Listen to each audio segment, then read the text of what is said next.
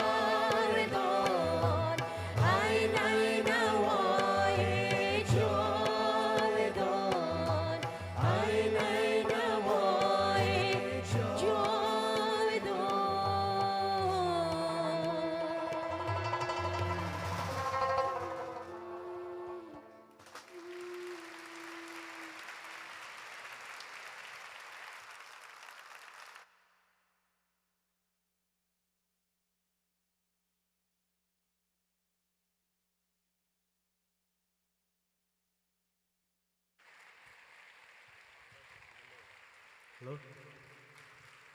Thank you, everyone. On behalf of Voice of Afghanistan, I would like to thank Sam Nappy and also University of Syracuse, and it's a pleasure to be here tonight with Dalai Lama. Thank you very much, all.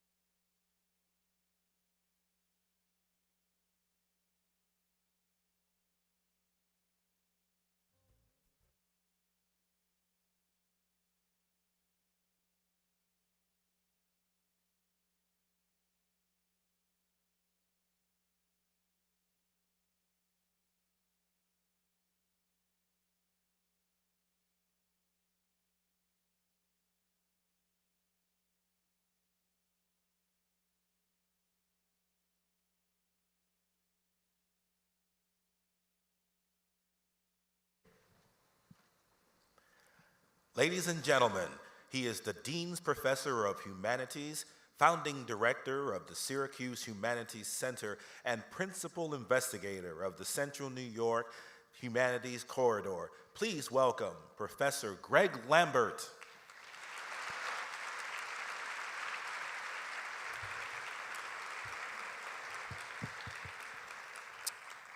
Thank you, everyone, and good morning to you, as well as to those who are joining us from around the world through the live streaming of this event today. It's my pleasure to welcome you to this important discussion about finding common ground for peace.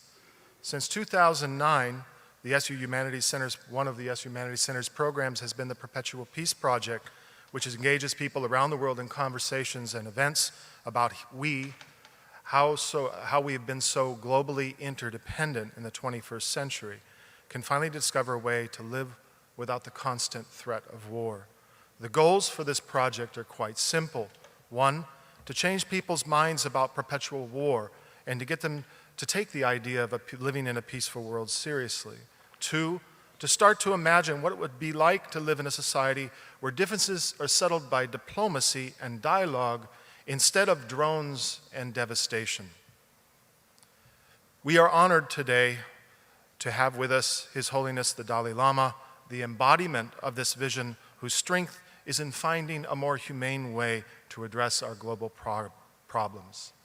I want to thank the Venerable Lama Tenzin Dondan, personal peace emissary to His Holiness the Dalai Lama, for his assistance, and to the SU trustee Sam Nappy, the executive producer of Common Ground for Peace, and the driving force behind this historic event. But to get this conversation going, please join me in welcoming the moderator of this morning's discussion, NBC News national and international correspondent and anchor of today's anchor at large, Ann Curry.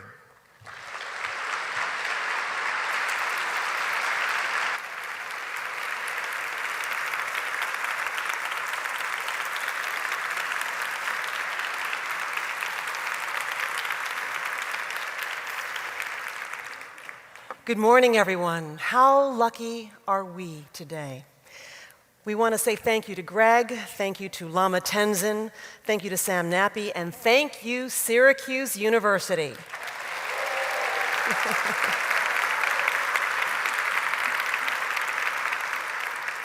This morning, as you just heard, we are going to take a look at what it takes to find peace, and we do it in a time of war.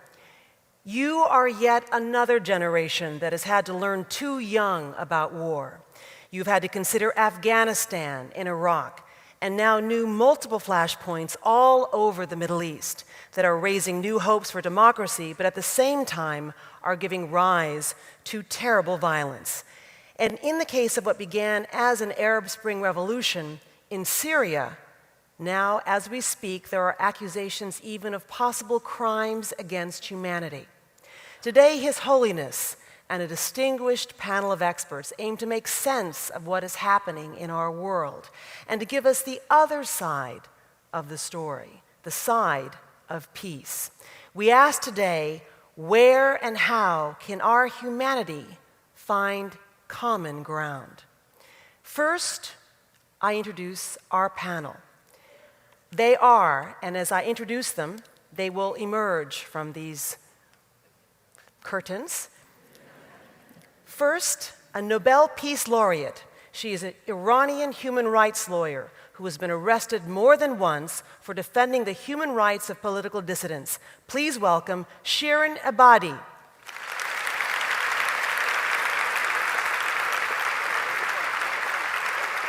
Please.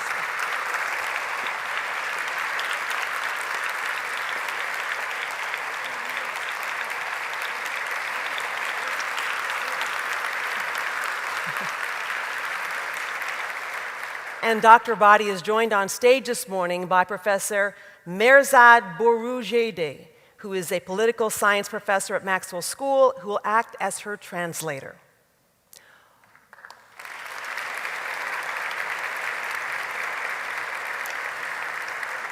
Also joining us this morning, a Nobel Peace Laureate who once directed the International Atomic Energy Agency, which is, of course, the world's nuclear inspector. And he was an important figure in the Arab Spring Revolution in Egypt. Please welcome Mohamed ElBaradei. What a pleasure to have you here. Welcome.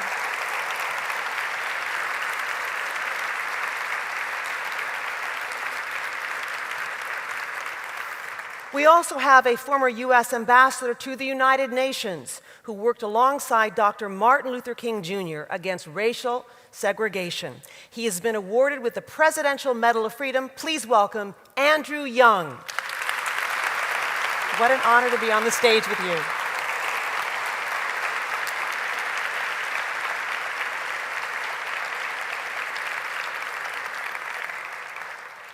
And also joining us this morning, the founder of the Moral Courage Project at NYU, which strives to show that all of us have the capacity to speak up despite fear of intimidation. Please welcome Irshad Manji. Thank you. Hey. Come around the front so you won't be stuck. There you are.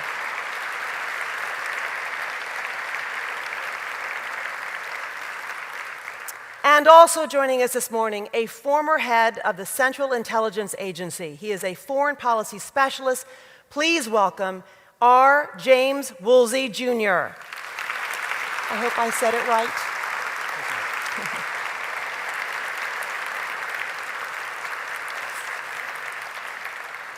Please be seated, panelists.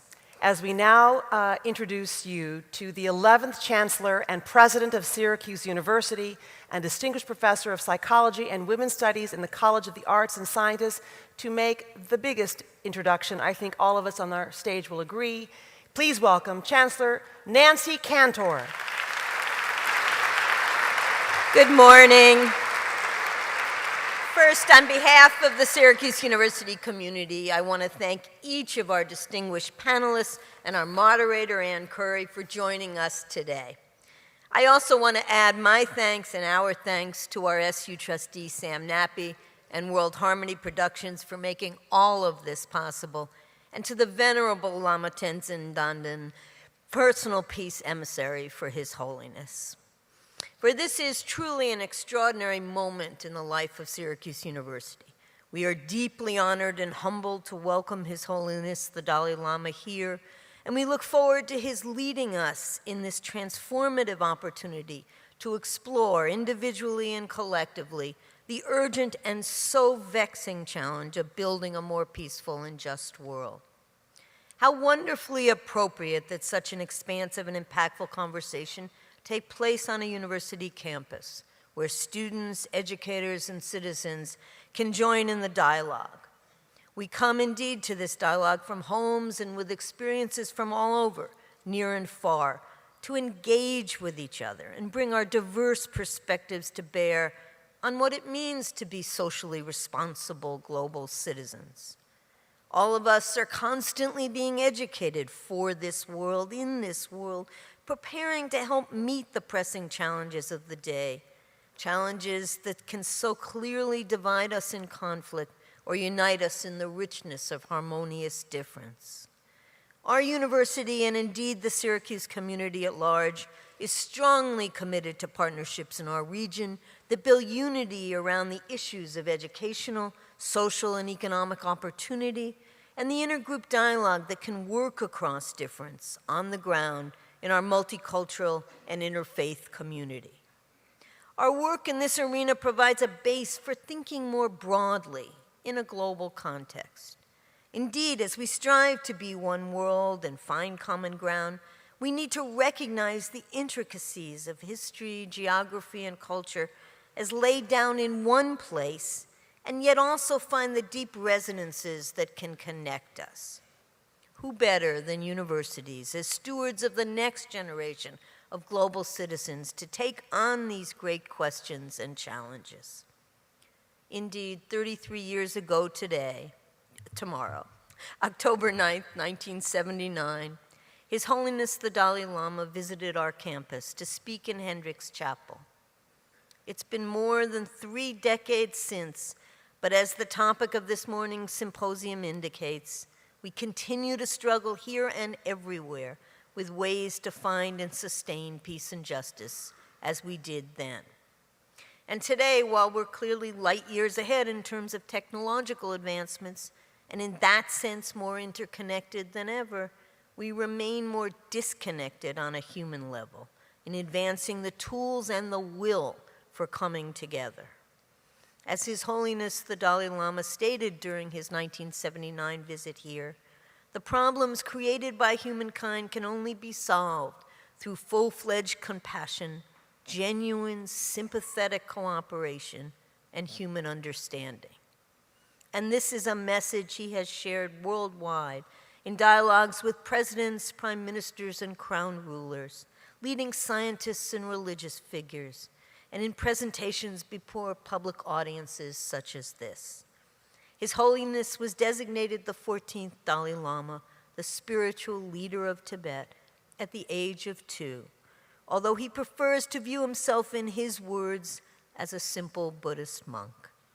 But for millions worldwide, he embodies a transformative message of peace, compassion, tolerance, and understanding. Since 1959, he has earned ever so many awards and accolades, including the Nobel Peace Prize in 1989, in recognition of his nonviolent struggle for freedom in Tibet.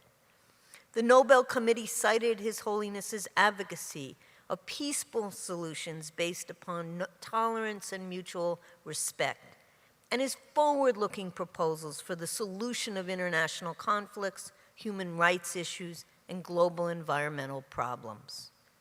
We are truly honored and privileged to have this unique opportunity to help amplify his message of peace, not only across our campus, our city, and our region, but in the hearts and minds of all who will hear him. Please join me in giving a warm and deeply appreciative Syracuse welcome to our esteemed guest, His Holiness the Dalai Lama.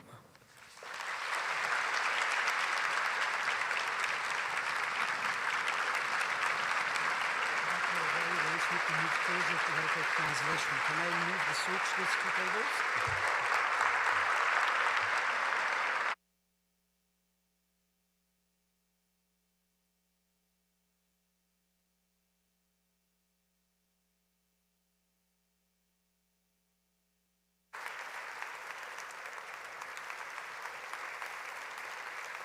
Yes. We met yesterday.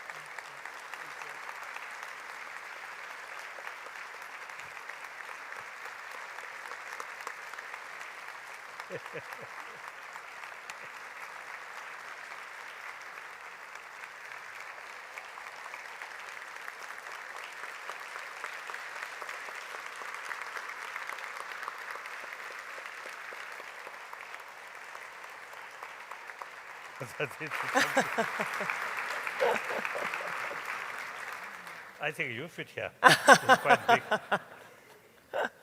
Yes, you get the big chair, Your Holiness.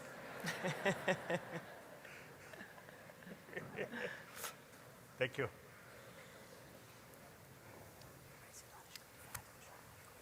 Your Holiness, if I might ask one question of you before we ask questions of the panel to set the tone for this discussion. What is the single most important human trait that is required to find a common ground for peace?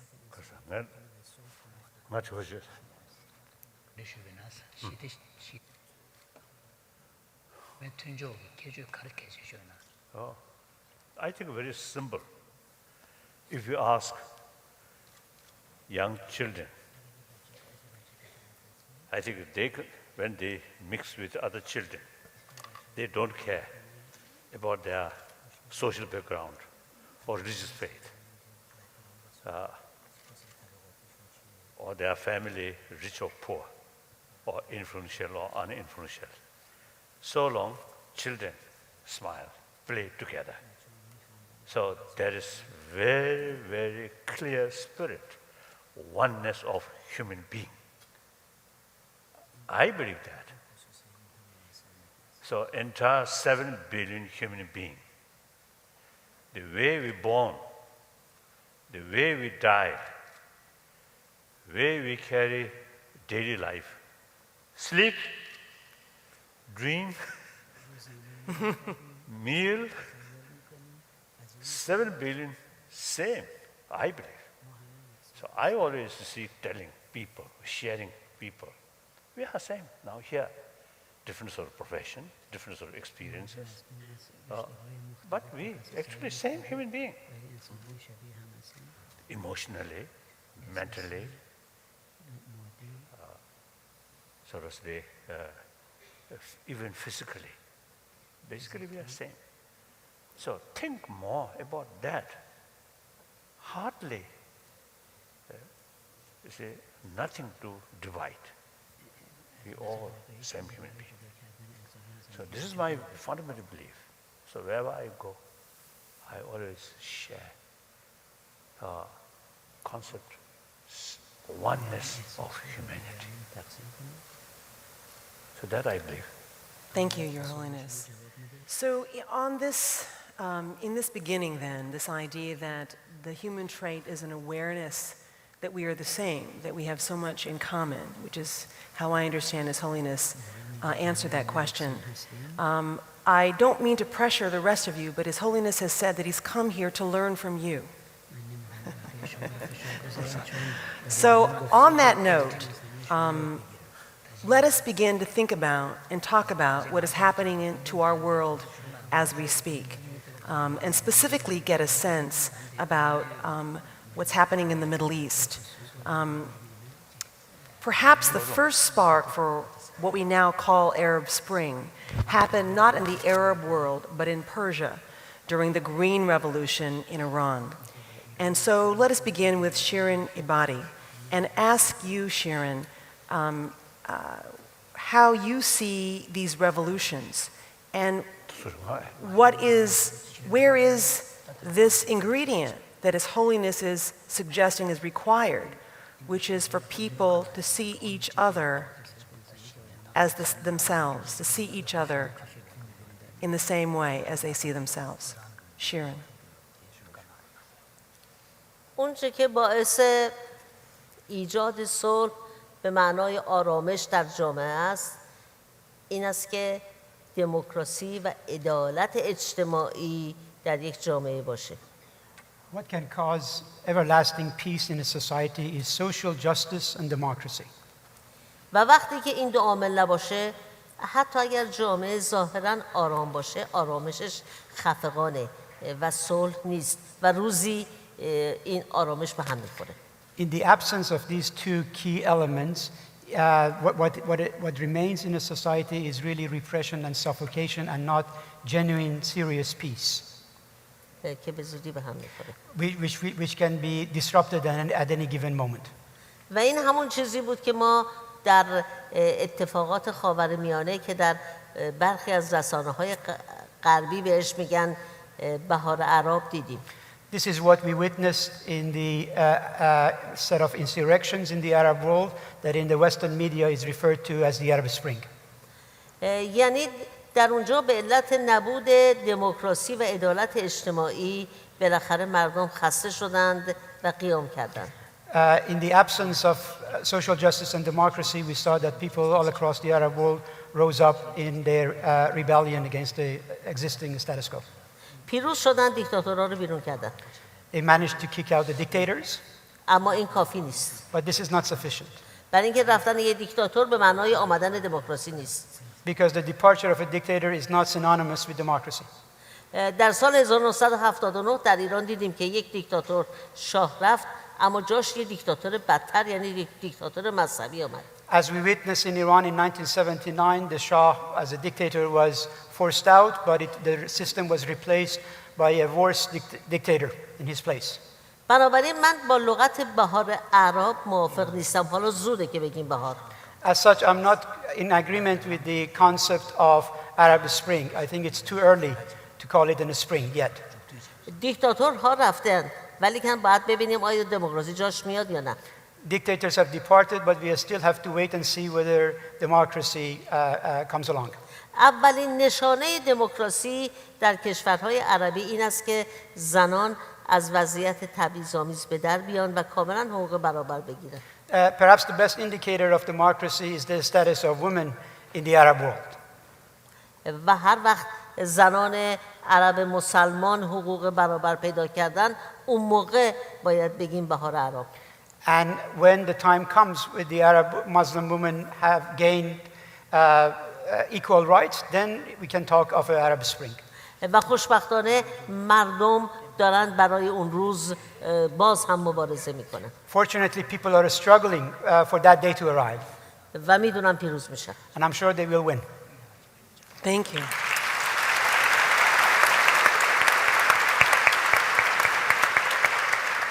Dr. ElBaradei, you have a very interesting perspective on this subject because you were in Egypt, had a sense about what was happening in the removal of President Mubarak there, in one of the biggest moments of what is called Arab Spring. What would you like to add to this conversation?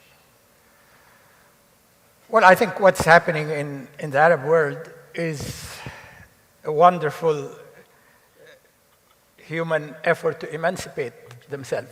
It goes very well with His Holiness common sense approach to humanity, that we are all the same, irrespective of color, religion, what have you. It's a vindication that irrespective of where we come from, every human being is seeking dignity, is seeking fairness, is seeking justice. We learned that intuitively at young children. And this is what's happening. I mean, in Egypt, it's a human awakening against injustice, against repression. In a way, it's emancipation from modern day slavery. It is no different from the March on Washington. It's no different from the Salt March in India. People would like to be free, to have human dignity, to have equality, and to have justice. This is, of course, so there is no going back. It was not a question of whether it's going to happen. It was a question of when it's going to happen. And of course, it's still very much work in progress. We still have a lot to do. We still have to manage that, and I'll come to that and later on, manage the anger that's coming after many, many decades of repression, managing how to establish new institutions. In this part of the world, we do not know democracy. We didn't practice democracy, so how to build a framework where people can dialogue and understand their shared humanities and how to work together, and this is the only way for a win-win situation. That's a lot work in progress, but we crossed the threshold, and I think that is in itself a major reason for optimism. Is the fact that the Arab Spring, I'm going to ask you a follow-up question, Dr. ElBaradei, that the Arab Spring is happening in countries that do not have a history of democracy. Did that contribute to the violent nature of some of these revolutions? Well, I think the violence could be explained that of many decades of anger, anger from the outside world that has been supporting the dictators, the authoritarian system. They felt that they were let down. Anger by their domestic tormentors who have been treating them like in a marginalized way, completely do not have even their basic needs. So the anger is a natural phenomenon. People now got their freedom, but do not know how yet to manage either the anger or their freedom. And it is our responsibility now as a global community to hug this Arab Spring, to hug people who are yearning for freedom, to see what we need to do to make sure that we go back to a non-violent change and understand that violent is not the way to go forward. There was, of course, in Egypt, there was not a violent revolution. It was a very peaceful revolution. In Tunisia, it's the same. In Libya and Syria, there was a resistance by the authoritarian systems, and that's what we're seeing today. Technology. Oh, gosh, it always drives me crazy. Love the iPod, love the iPad, love the earpiece, and they drive me crazy. Okay, yes, sir, please continue. And I think there is a lot of responsibility to manage the process. I mean, if you look what's happening in Syria, it's shameful, that the international community keeps wringing its hand while people, innocent civilians, are dying. When you saw what happened in Libya, we were too late to intervene. So we cannot just continue to say we are one human family while in our practice, we don't really care for each other. And I can give you a lot of examples ranging from Congo to Darfur.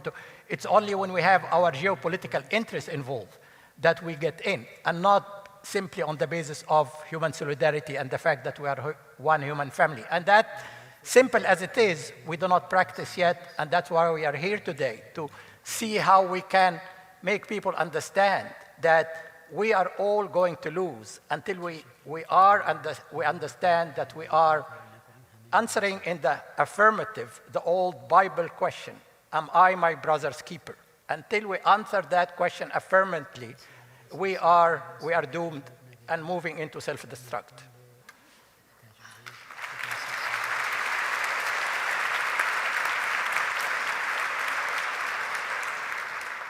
Andrew Young, you understand a great deal about being your brother's keeper, having marched with Martin Luther King Jr., having fought all your life for human rights and for dignity for all. When you see what is happening in the Arab Spring, and you hear what Dr. ElBaradei and Dr. Ebadi just said, what is your perspective, having been a force for nonviolence in creating social change?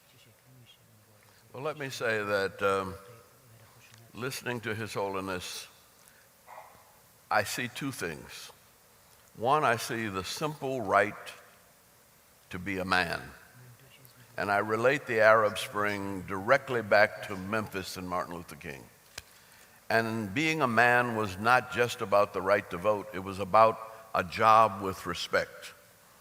In Tunisia, it was a simple man with a cart who wanted to get permission to sell his wares. And he kept getting the runaround from the government. And so in despair and in protest, he set himself on fire. And this was, I think, historically the start of the difficulty. Now that was a quest and a protest that was basically for economic rights. And I would say about Egypt, Egypt was a good economy for 30 million people. But they had 80 million in the population. So 50 million were left out of the economy. And so it was this 50 million saying, no, we have to be a part, not of the right to vote, but we have to have the right to water, to food, to health. Now that's one part of the Arab Spring. There's another part that I think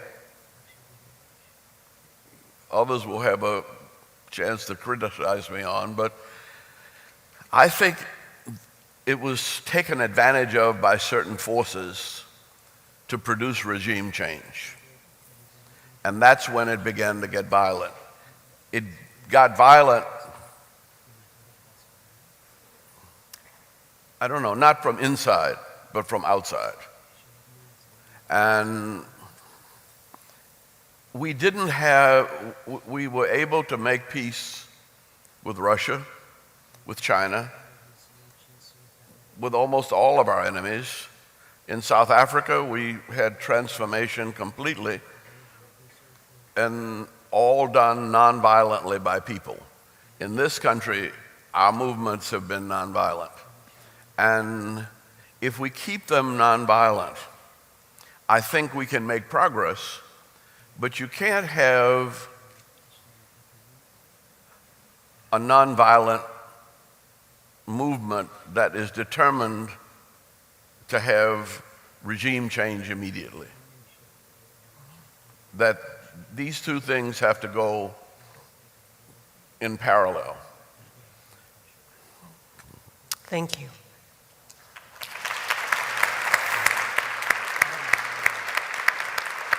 Because of the tone of what we just heard from Andrew Young, Professor Manji, I'm going to skip over you for 1 second and go directly to you, Jim Woolsey, and ask you about this idea that there, in places, not all of them, but in many of them, these Arab Spring nations, there are proxy wars going on, that there are others from the outside fostering violence on the inside. What is the responsibility of the world, and are you hopeful in any way, based on your experience as the former head of the CIA, that the world would begin to listen to the cause of peace when it has so many other interests at play that cause war? As Zhou Enlai supposedly said once when asked by Henry Kissinger what the result really of the French Revolution had been, Zhou Enlai supposedly said, "I don't know, it's much too soon to tell." And that's the case, I think, with the Arab Spring. The problem is that, like dramas, revolutions often have 3 acts. And Act 1 is the storming of the Bastille in the French Revolution, the storming of the Winter Palace in the Russian Revolution, the kicking the Shah out in the Iranian Revolution. And Act 1 is optimistic, is hopeful, is often young people in the streets overthrowing a symbol of oppression and despotism. Then Act 2 follows very closely with Act 1 and has a similar spirit. Act 2 is the creation or attempted creation of rule by the people with fairness and justice. And that looked like it might be occurring in the French Revolution for a year or two with the tennis court oath and so on. Lafayette presented the key to the Bastille to George Washington, as thanks for the American Revolution inspiring the French Revolution. He, I'm afraid, was a bit premature and optimistic. The same thing happened with the Mensheviks coming to power briefly in Russia. The same thing happened in Iran with the liberals ruling for a few months. And then, sadly, in all 3 of those cases came Act 3. And Act 3 is often particularly horrible when there has been bad oppression for a long time, and the only groups that have cohesion and can operate successfully are those that are extremely dictatorial. So what happens? The Reign of Terror overthrows the reformers in France. In Russia, the Bolsheviks kill the Mensheviks. In Iran, those brave people who made the Iranian Revolution in early '79 and got rid of the Shah found themselves within a year ruled by theocratic fanatics. We don't know yet, country by country, whether or not the Middle East, some of it will stop at Act 2, as happily the American Revolution did, or whether it will go on to a terrible Act 3. I'll offer one thought, which may be somewhat surprising, as to how I think we can limit the number of totalitarian Act 3s, and that is to get off oil.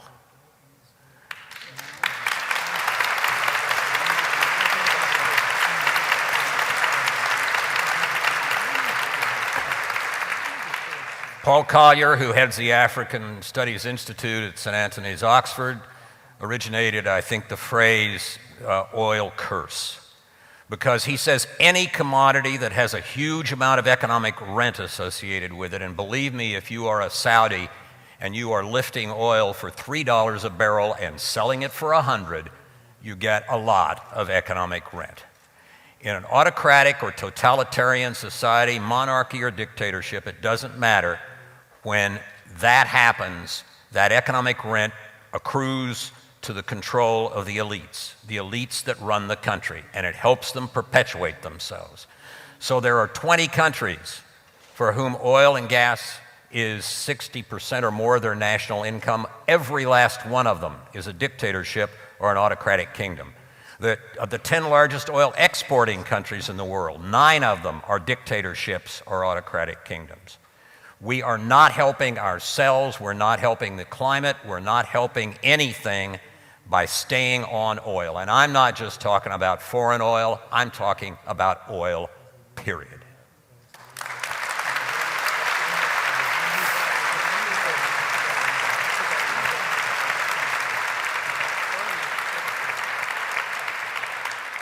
Mr. Woolsey, I don't think you would be unhappy to know that His Holiness seemed to be very appreciative of your remarks. Well, I'm I think honored.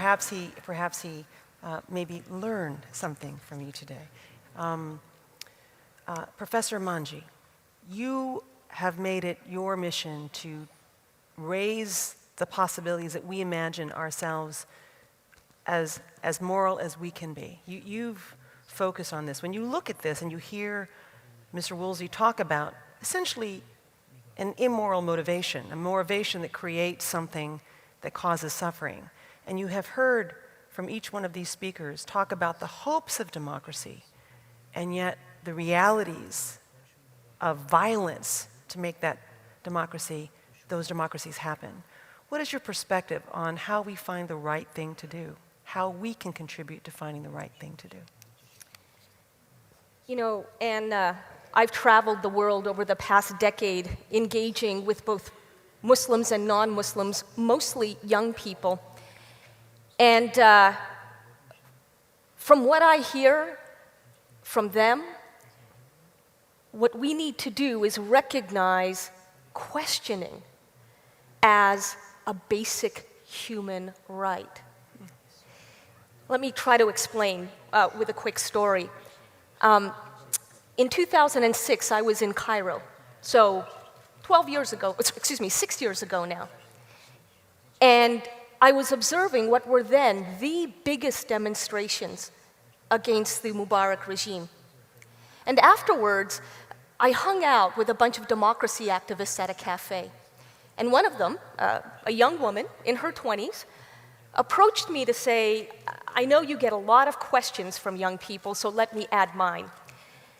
She said, here's the thing. I've fallen in love with a Jewish man. How do I tell my parents? And then she said something that blew me away. She said, the crazy thing is, here I am putting my life on the line to try to achieve political change in my own country. But the scarier prospect for me is to speak with my own family about love. And in that moment, I was reminded, I learned that democracy isn't just about the politics we read about in the headlines. Democracy surely must also be about being allowed to marry the person you love. Isn't democracy also about being permitted to listen to the music that frankly makes me dance? Isn't democracy also about being able to tap into my real talent, regardless of the labels brought on by religion and culture and gender and sexuality. So these questions are percolating. Yes, in the Middle East and North Africa, but they're also universal. And what I've learned from young people is that they're universal, these questions, because the very act of asking questions, of having curiosity, is a natural human need. Just one other story, if I may, very briefly. Not long ago, I heard from a young man, a self-described student of Sharia law, who attends one of the top-notch universities in the Arab world. And he wrote, "We can't use our critical thinking skills in this institution. We can't ask about whether it is mandatory or voluntary for women to wear hijab, the scarf. We are not allowed to discuss how we relate or don't relate to Jews, or the mistreatment of women. All of this is off limits." He added, I intend, that's how he put it, I intend to become a reformist imam, meaning prayer leader, and I intend also, Irshad, he said, to question prejudices against gays and lesbians. You can see how questions really can bring us all together. But to get there, we've got to recognize questioning as a basic right. It's the soul's way of saying, I'm ready to grow. That's democracy on the rise.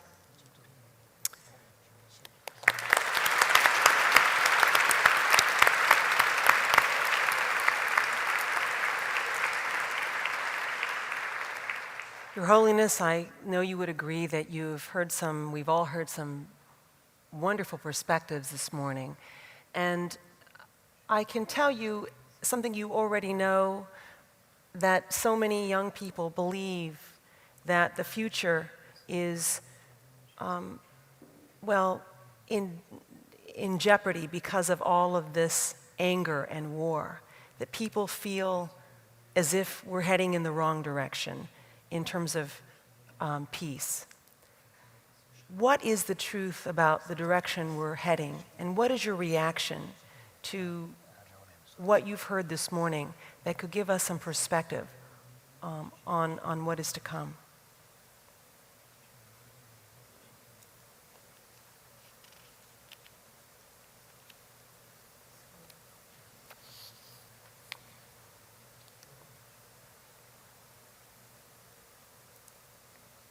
Your Holiness.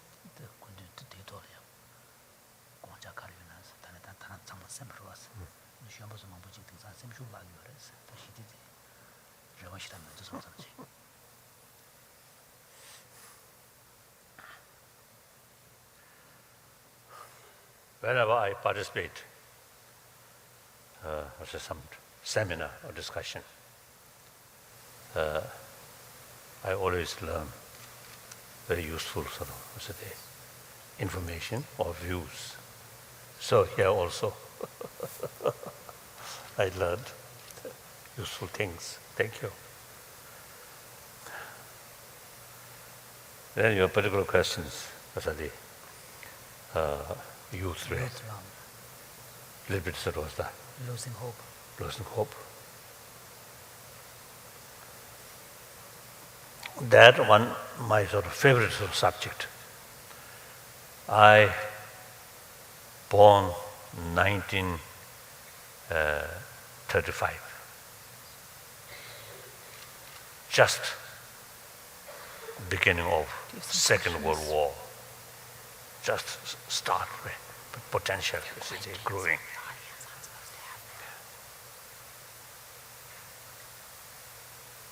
Then Korean War, Vietnam War, and a number of many others.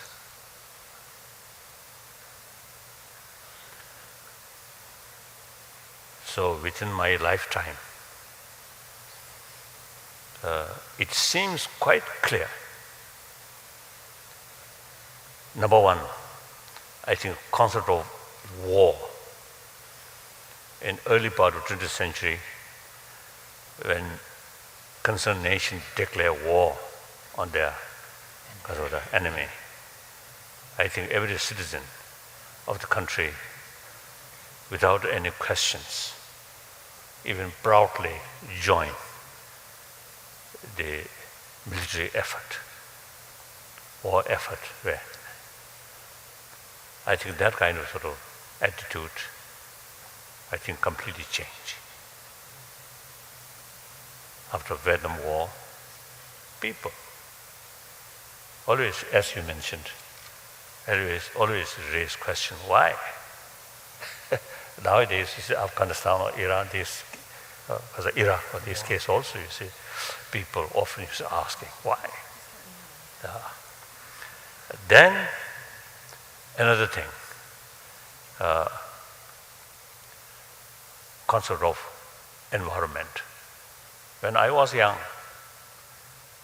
nobody talked about environment, importance of environment. The later part of the 20th century, see, many people nowadays, including leaders, they say have to sort of think, have to sort of say, right, taking care about the environment. Then I think in principle, the concept of non-violence also increasing. Perhaps I think in early 20th century, perhaps I think some people consider Mahatma Gandhi's sort of non-violent sort of method. Some people may feel that's passive and a sign of a weakness. Nowadays, I think like Nelson Mandela, the non-violence now actually, because of the implement in political freedom struggle, and successful. So I think the concept of non-violence also now much, I think, stronger. Then another thing, in the past, science and faith simply something to different sort of way of approach. Now I think the quantum physics, you see, these give us, you see, new sort of look, or the mind also some very important sort of element, important role. And then many scientists now begin to feel peace of mind is very important factor for good health. So some scientists say healthy physical, healthy body and a healthy mind very close. So even some scientists, genuine, respected, knowledgeable scientists, you see, they talk now more about mind, importance of mind. So within my lifetime, you see, there are sort of science, progress, certain things which now today, something sort of reality. I think in early part of 20th century, I think no one dreaming that. So these not come from religious sort of teaching, but through our own experience. I think humanity in 20th century, I think a lot of suffering, a lot of violence. So through that way, people gain more experience. Violence never solves problem. Only way solve problem is through talk, dialogue. So again, as I mentioned earlier, respect others, even your enemy. As a human brothers and sisters, they also have right. to achieve their happiness, their goal. So here we have to sort of develop concept, entire 7 billion human beings are one human family. So the concept of we, entire world is part of we. There's too much emphasis due to religious faith, due to national interest or some other things, create strong sort of what's the concept, we and they. Through that way, even within family, if you make sort of distinction between husband, wife, or parent and children, we, I, they, then gradually develop sort of jealousy. Jealousy brings distrust. Distrust brings frustration. Frustrations eventually develop violence. So respect others as human beings. They also need happy life.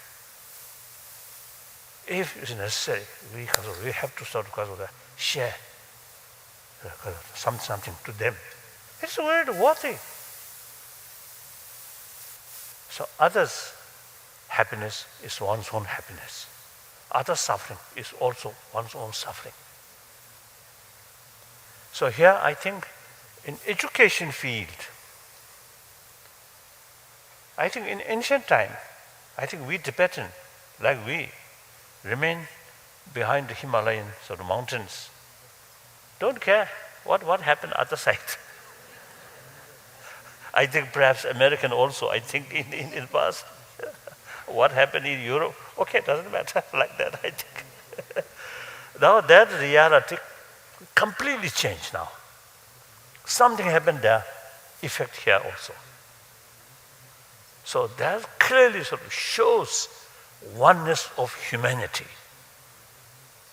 So you have to take care about well-being of others, physically very far, but reality, part of us. So I think in education, we need, this is not much effect, it's just a few talks. But in education sort of system, I think we should introduce some lesson, oneness of humanity. And any problem within that have to solve through talk. So that kind of concept, that kind of way of thinking should be part of the children's mind.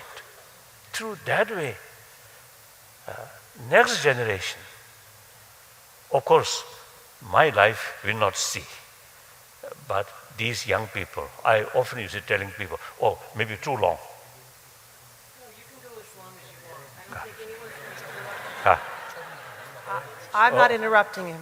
So I usually used to telling those young people, I think most of us here, I usually call our generation belongs to 20th century. You may be in 21st century, maybe.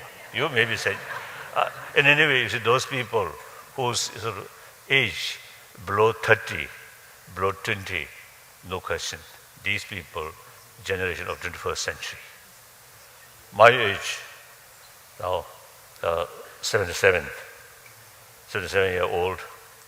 So I belong 20th century. That century gone. So we, like me, now ready to say bye-bye. So now this young generation, you belongs to 21st century. So 21st century, only almost 11 years now passing. 12 years. 12 years was passed. Consider that 80 years yet to come. So past is past. We can learn about past, from past, some experience. Otherwise, nothing can be done. Now future yet to come. So the future depends on present. So this generation younger generation, you can make this century be much peaceful, prosperity and harmonious. Peace means harmonious. So therefore, I think, judging the past century, I think there is sort of plenty of reasons to be hopeful. So now with that hope, you should have vision. This 21st century, what kind of century should be? So that will not come. I think last year in Hiroshima, you also there. Peace will not come from sky, or peace will not develop, will not materialize through only prayer, like this. And peace will not come. Peace must come through our action. So, the better world entirely depends on your own action. In order to carry action, that action should be realistic action. In order to carry realistic action, you should have full knowledge about the reality. So as you mentioned, you need a lot of questions. Some people say, even governments say, you should ask, you should develop, sort of say, you should remain some kind of skeptical attitude. Question. Through that way, you will find the real picture of the reality. Through one dimension, you can't see the reality. You must look the reality, the fact from various angles. That means holistic view. Then you get more sort of the clearer picture about reality. Then your approach will be more realistic approach. So you should, you should pay more attention, more questions, and through that way try to see the reality fully. Then, no matter how difficult it is, how obstacles, determination, willpower is very, very essential. Willpower comes from warm-heartedness, more compassionate heart. Some scientists say those people who tell lies in deep inside much more stress. Tell honestly, truthfully, then nothing to hide here. Then you can carry your life transparent. Through that way, you gain more self-confidence, more inner strength. Then you can implement your action tirelessly. So that perhaps I think you should not say, oh, of course, Dalai Lama said that. Don't say that. Think more. Investigate by yourself more. That I think very important. Okay? Okay.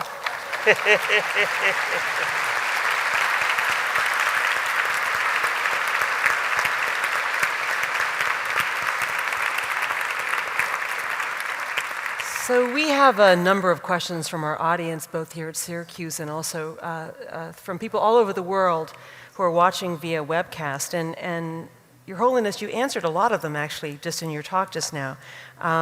But there is a question from Amanda Claypool, a Syracuse University student, who asked the question via Twitter. We as a humanity keep pursuing this quest for peace. What comes after peace?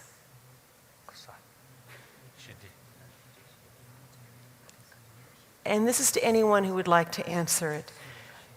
Perhaps we'll start with you, Mr. ElBaradei. Yeah, and I'd like to follow up on His Holiness that we need to have our feet on the ground and we need to learn from experience, you know. And last year we discussed at Hiroshima that you cannot have peace by just talking about peace. but actually acting for peace. And what you need to do is change the environment, and it's clearly, the writing is on the wall. I mean, you cannot really talk about peace when we still have 11,000 nuclear warheads, when we still continue to rely in our security on who has the biggest club. That is not going to get us peace. You cannot talk about peace when we know that 3 billion people, just about half of our humanity, live under $2.50 a day. I mean, it's not that we cannot change that, but are we willing to change that? We spend $1.5 trillion on armament every year. We spend 0.5% of that, 0.5% on peacekeeping. Do we talk to each other? I mean, we have a couple of major, or 3 major issues: the Iranian situation, the Korean situation, the Palestinian situation. Do we talk to each other? Do we have a dialogue so we understand where we are coming from?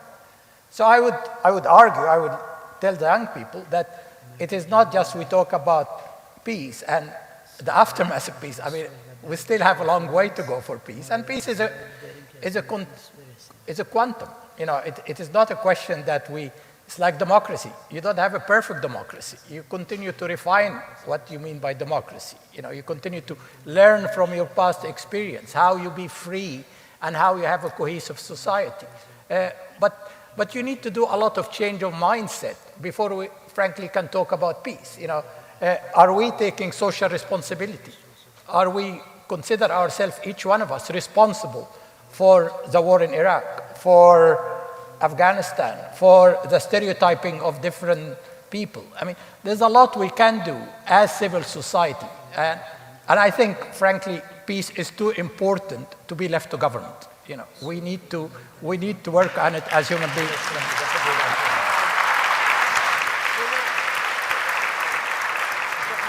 It seems as though you are embracing His Holiness's idea that peace is something that each one of us, and that effort towards making it happen is something that is important that each one of us finds a way to contribute to. That seems to be what you're saying here. So if I might ask you, Jim Woolsey, what can ordinary Americans do to promote peace and democracy globally? Well, there's a bumper sticker you see from time to time: if you want peace, work for justice. And I think there is some real truth in that. If you look at the work of the American writer and political scientist Morton Halperin, who is, just to cut to the chase, no, he's not a neocon. He would generally be regarded as a man on the left side of the political spectrum. He and 3 colleagues have written a wonderful book on democracy that is about 2 or 3 years old now. And it runs through the numbers on what happens when a country moves toward democracy and the rule of law. Stipulate, democracies aren't perfect. They mess up all the time. But generally speaking, your chance of having famines, of having revolutions, of having terrorism are much below the chances in dictatorial or autocratic governments, by a factor of 2 or 3 or 4. So it is not a sure bet. Nothing in this life is. But at the same time, one is envisioning what all of us have to think and do as individuals. One also, I think, has to look at the institutional arrangements which take place. The world has gone. I used to be chairman of the board of Freedom House, and I track these numbers more closely than I have the last 2 or 3 years, but roughly speaking, the world has gone from 20 democracies or so in 1945 to well over 100 today. Now, they are not perfect. Some of them came about very surprisingly, like, for example, Mongolia's tribal structure worked beautifully with its move to democracy immediately after the Cold War was over. There are a lot of ways to get there. But when you have these democratic institutions, a rule of law, decency, fairness, and above all, I might say, decent treatment of women. There is no clearer indicator of a totalitarian society, as far as I'm concerned, such as Saudi Arabia and today's Iran, than their brutal treatment of women.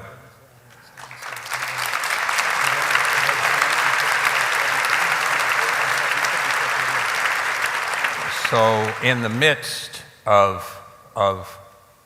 our own personal conduct and our relations with others and the wonderful approach toward this that His Holiness and Ambassador ElBaradei and others have said, that bumper sticker, if you want peace, work for justice, is a very good one. And Mr. Young, you wanted to add something briefly? Yeah. I like to break it down as simple as possible. And the human body is 70% water. And if everybody had water, that is justice. And that's the simplest justice, and that kind of justice is available. And if we took 1% of the money we've spent on destroying things and just provided clean water, I've often thought, though it's not as simple now as it was, but a simple pipeline from the headwaters of the Nile that would irrigate Gaza and the West Bank, and not really take much from Cairo. There is water under the earth almost everywhere. We also have the capacity to desalinate. And if we had as an objective that everybody should be able to have clean, fresh water, that would wipe out about 45 or 50 diseases. And peace for the wealthy is security. Peace for the poorest of the poor is bread and water.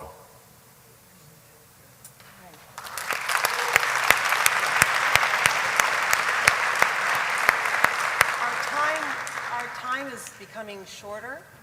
I know, Ms. Ebadi, you would like to make a quick comment. Go ahead.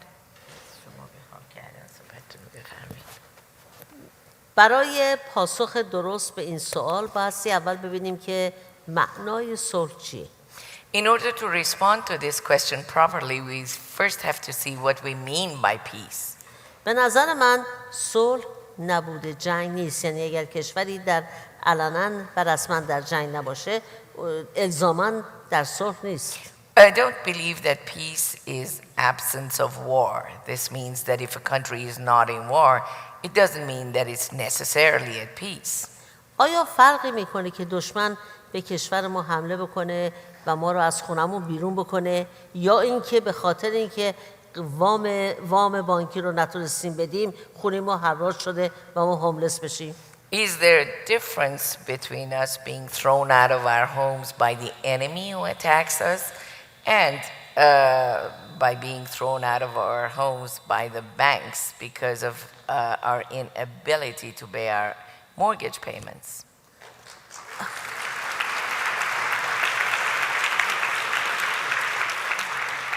آیا فرقی میکنه که در جبهه در جنگ با دشمن ما اسیر بشیم و سالها در زندان بمانیم یا اینکه به خاطر نوشتن یک مقاله در یک کشور دیکتاتوری سالها در زندان بمانیم؟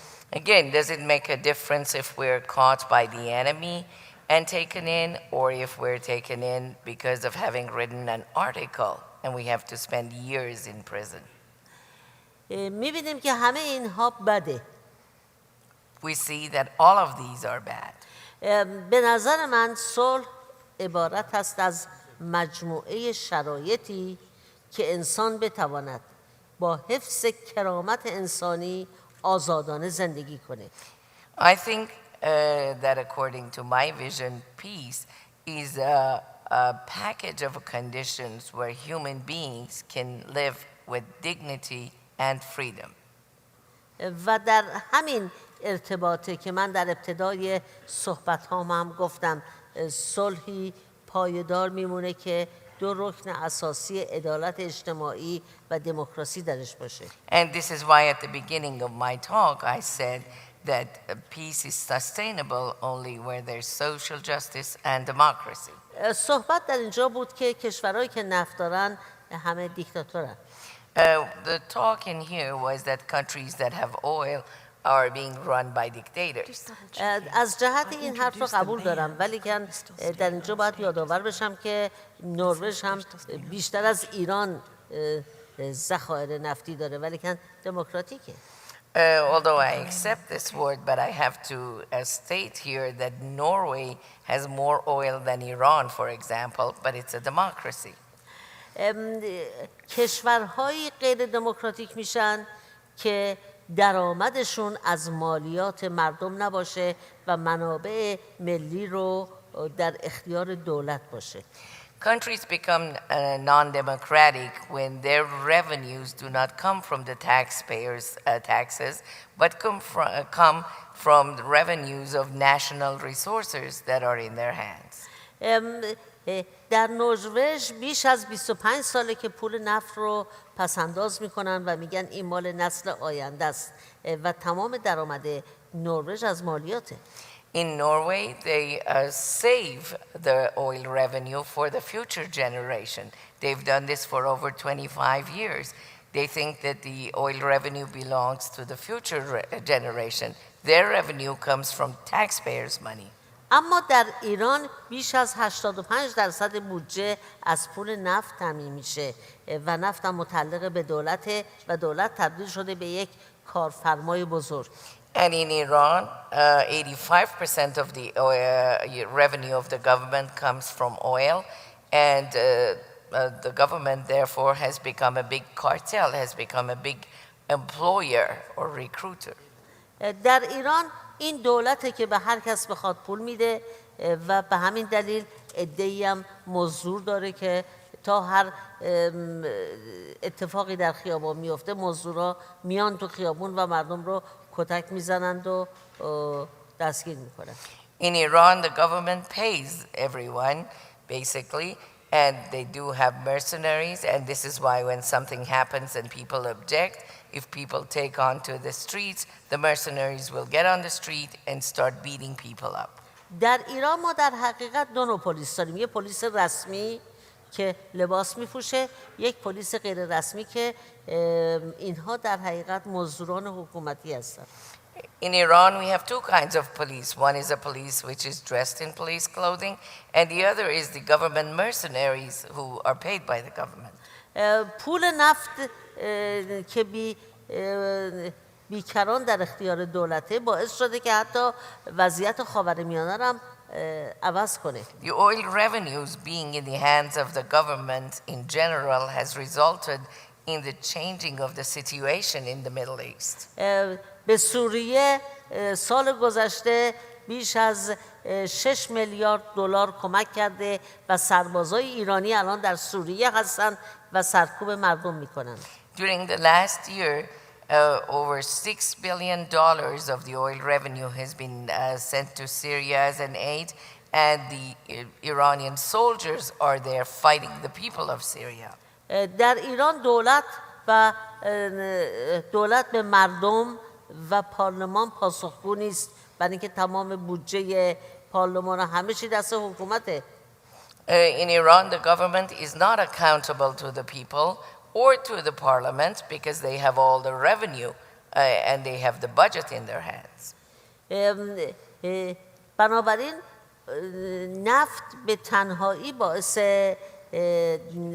غیر دموکراتیک شدن نمیشه، بلکه اگر تمام درآمد دولت متکی باشه به منابعی که در اختیارشه اون موقع تغییر ماهیت میده.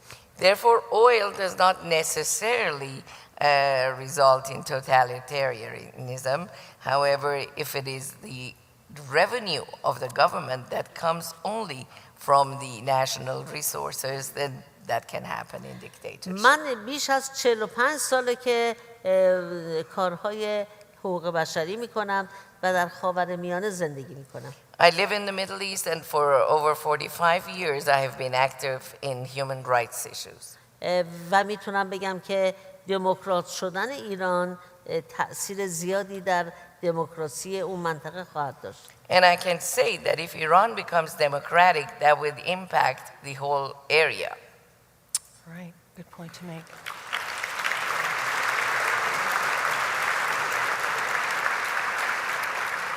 So we are now out of time.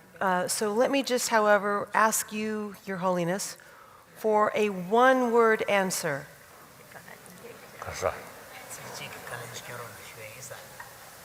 To Amanda's question, which we never answered.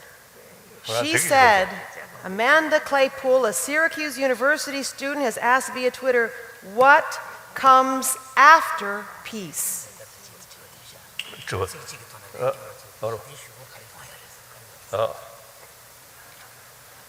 Firstly, what is peace? Peace, just absence of violence is not peace. Peace must be something positive, not because of that, indifferent. Right? So therefore, I always believe, and also telling people, genuine peace must come through inner peace. As I mentioned earlier, taking care of others' well-being. That's the seed of peace. So result of that peace, as I mentioned earlier, you see, the peace, genuine lasting peace is through inner peace. So as soon as inner peace there, your health improve. You get more friend.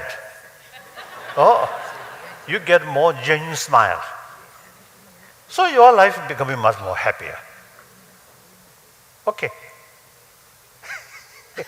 I think I'm not telling you those the experience of the elder people. Of course, I have to learn from you. But those young people, perhaps I may just tell you, look, my own body, 77-year-old person, and a life passing through difficult sort of life, right? Turbulence of life. Age at 16, I lost my freedom. Age 24, I lost my own country. Lot of sort of problems, lot of sort of disturbed sort of today life, and inside Tibet also is a lot of problems. However, my physical condition quite okay. That, of course, I take care. As I just mentioned, you some physical exercise, these things. You do more swimming. I never swim. I never learned how to swim. In any way, I feel, you see, the main factor for good health is peace of mind. So therefore, that's the result of peace. Clear? I think you love smile, isn't it? You love friend. Do you prefer more friend or more enemy? Anyone who really feel I need more enemy? Anyone? I don't think. How to create a friend? Through anger, through money alone, through power? No. Through warm-heartedness, you get more friend, more trusted friend. That brings inner peace. So I think peace of mind is very much sort of linked with peace of world, world peace, peaceful family, where more warm-heartedness there, each other, mutual respect, mutual love. That love also not is mad love, but love with wisdom. That kind of there, the family happier, individual healthier, happier, community happier. That's the way to build world peace. Not through resolution, not through order, but through individual effort. So as you mentioned, each of us, you see, have responsibility and also, you see, have potential. After all, change humanity. We start, that work, you see, that effort must start from individual. So that I believe. Good, thank you.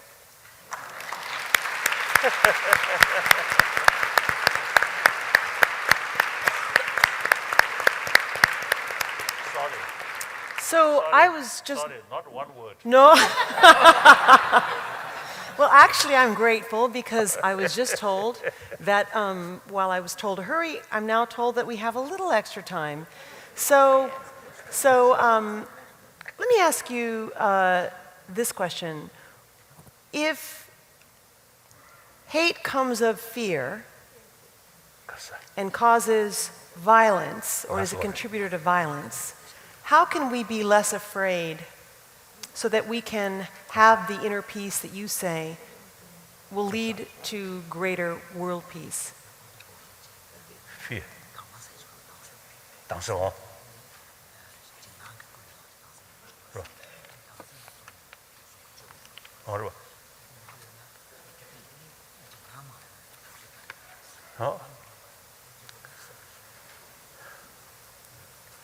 I think fear, some fear with reason.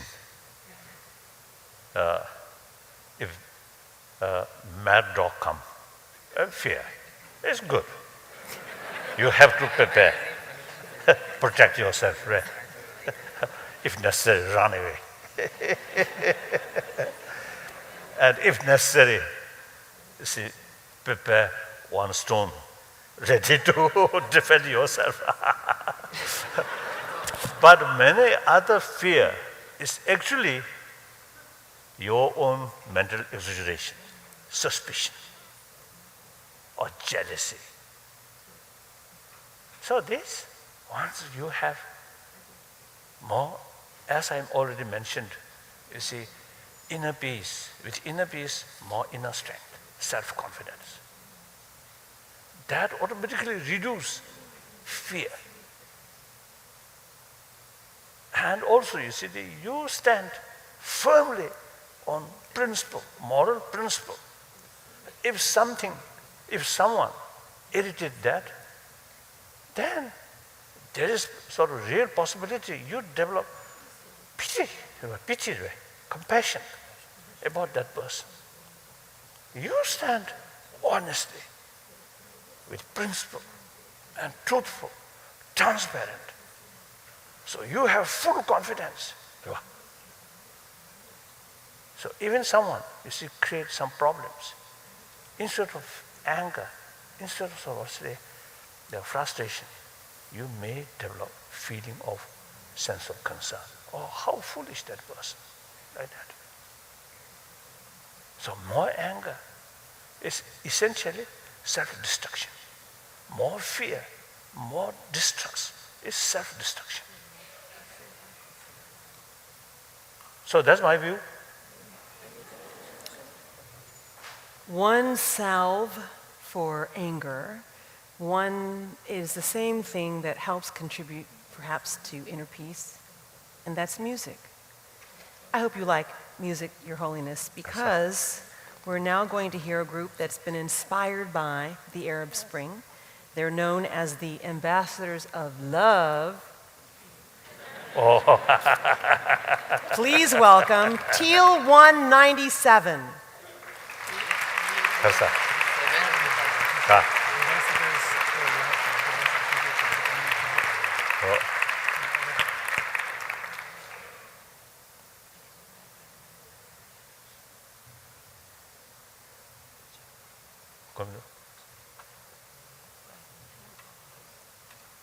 Well, I'm going to welcome him as soon as the equipment is out.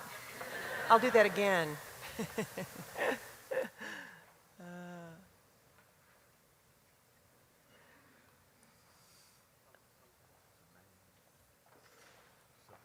Hi. Not everybody everybody gets to play for this group. Hello, welcome. Come on in.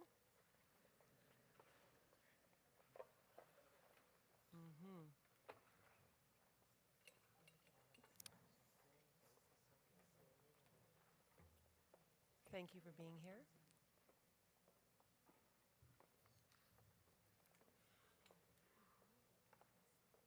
I hurried up and then I slowed down. Okay. Let's move this back. Yeah. Just pull it back, maybe.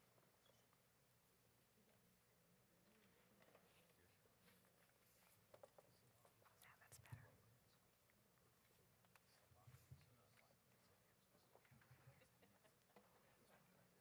I'm participating now in the equipment moval. Anything else? No? Okay. All right.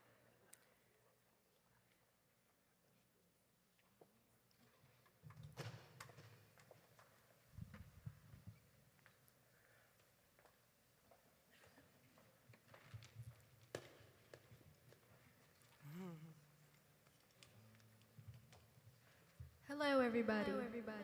How are you?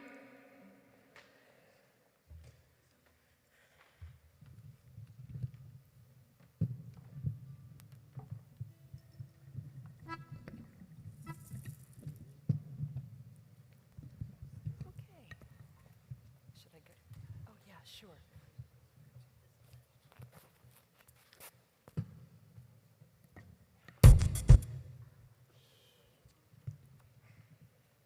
It's that kind of party.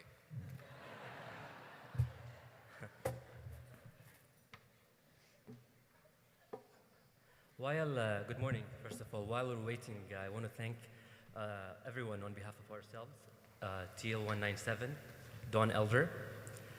We'd like to thank Syracuse University, and actually, first and foremost, Mr. San Napi, and One World Harmony Production, and of course, His Holiness, the Dalai Lama, for having us here to...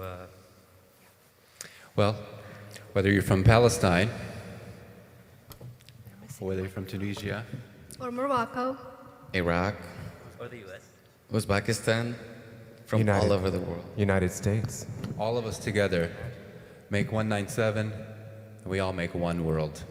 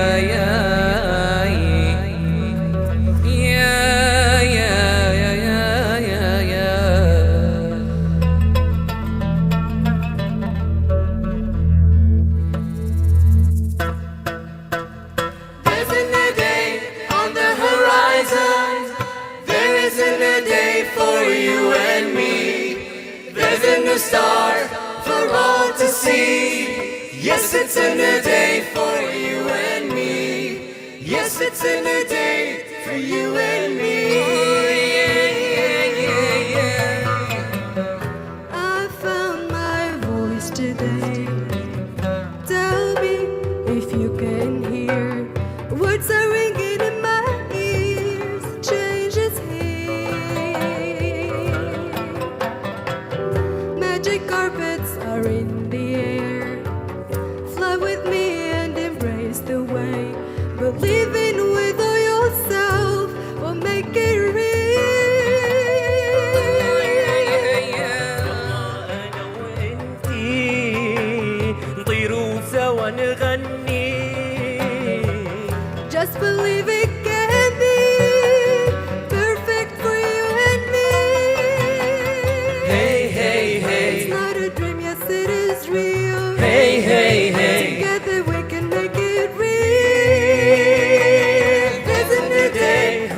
horizon, there is a new day for you and me.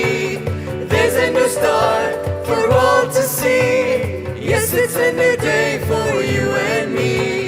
Yes, it's a new day for you and me. I wipe my tears away. Look up to see the sun growing brighter as the love I feel sets me free. Imagine what can be. This world in harmony. You and I can share this world hand in hand. يلا أنا وإنتي ضوء الشمس نمشي. Thinking of you makes me stronger, holding me all the way. Hey, hey, hey. It's not a dream, yes it is real. Hey, hey, hey. Together we can make it real. There's a new day on the horizon. There is a new day for you and me.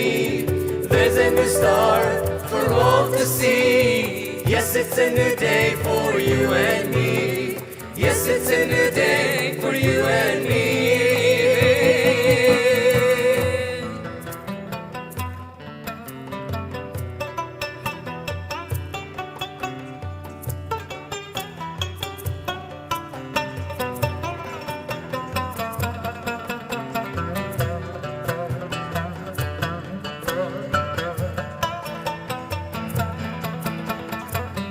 I have so much to say, and now you're listening. Every moment is a brand new chance to see the brand new day. Magic carpets are in the air. Fly with me and embrace the way. Believing with all your soul will make it real. يلا أنا وإنتي درب الهوى نمشي. Believing in you and me. Together everything can be. Hey, hey, hey. It's not a dream, yes it is real. Hey, hey, hey. Together we can make it clear. There's a new day on the horizon. There is a new day for you and me. There's a new star for all to see. Yes, it's a new day for you and me. Yes, it's a new day for you and me. There's a new day on the horizon. There is a new day for you and me. There's a new star for all to see. Yes, it's a new day for you and me. Yes, it's a new day for you and me.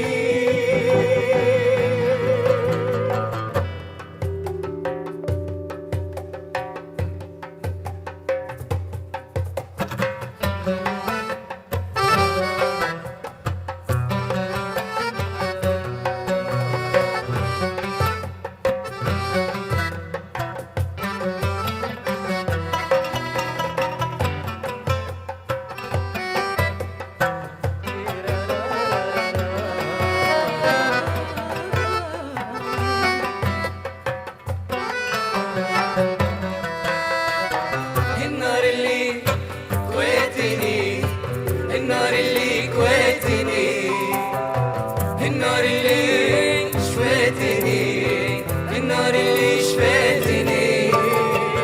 هو زمان اللي كنت فيه زهواني مصابي وليلي لحظات في الغربة براني وما كنت نشوف الحضربات كان صغري كنا ورا في عين والدي كل يوم تكبر جام يظنوا روحك صبر والشمس عليها تجبر. النار اللي كويتي النار اللي شويتي النار اللي شويتي النار اللي شويتي.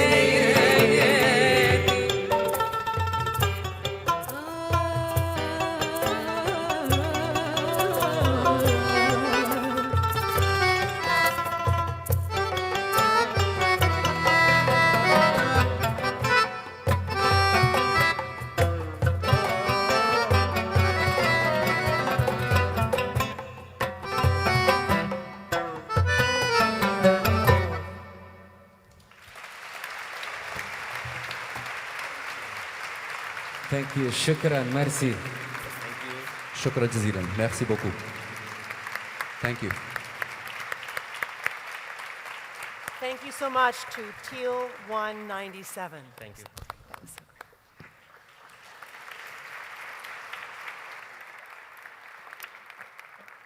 Thank you so much. It sounded so great. And now it's time to simply thank you, for being here, thank all of our panelists for their wonderful perspectives. It's been valuable to listen to you. Thank you, Your Holiness, for your wisdom and for your presence. And as I speak and you put on your shoes, I will simply say thank you also to everyone watching here and also via webcast all over the world. And hopefully there has been something that has been gained here in your knowledge about the importance of working for justice as these people in the panel have done, and how that contributes to peace, the time that we all wish for, where we all have inner peace. Thank you very much for being here.